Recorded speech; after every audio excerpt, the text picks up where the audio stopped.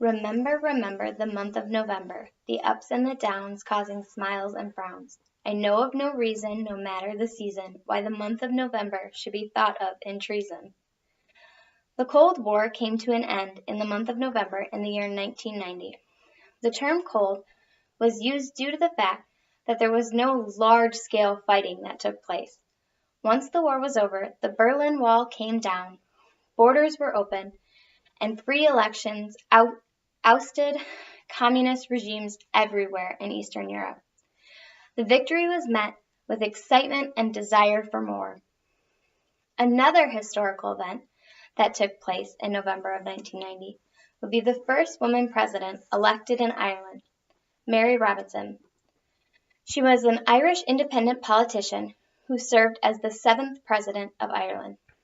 This has yet to happen in the United States, but someday perhaps it will. She represented women well. She carried out her promises and upheld a feeling of satisfaction among the people. President Robinson remained in office until 1997 when she herself personally resigned. She resigned due to wanting to pursue a different option in the political field. Mary Robinson wasn't the only woman making history during this month and year. 47 other women in Saudi Arabia had their debut in the spotlight during this time as well. On November 6th of 1990, these women were known for driving around the capital in a convoy of 14 cars with their supportive husbands and brothers to protest the laws that banned women from driving.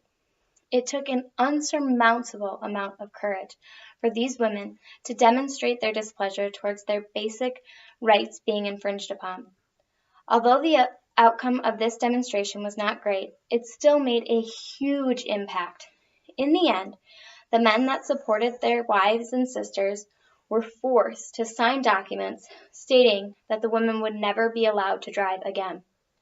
The good news is that as of June 2018, women will officially have the right to drive in Saudi Arabia.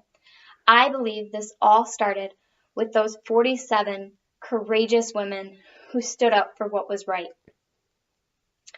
Speaking of impact, who doesn't know and love the movie Home Alone? It's a classic many families find themselves enjoying during the holidays. When it was released in November of 1990, it soared in the box office.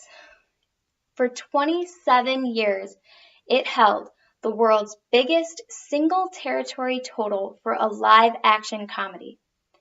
Sadly, that title was taken in 2017 by the movie Never Say Die. Although, if we were to consider inflation, Home Alone could potentially still hold that title. But we'll never really know. Home Alone is not the only one to face loss, though. Europe also faced defeat against the United States in the first official Solheim Cup back in November of 1990. The U.S. team won 11.5 points to 4.5 in the golf competition, which was held in Orlando, Florida.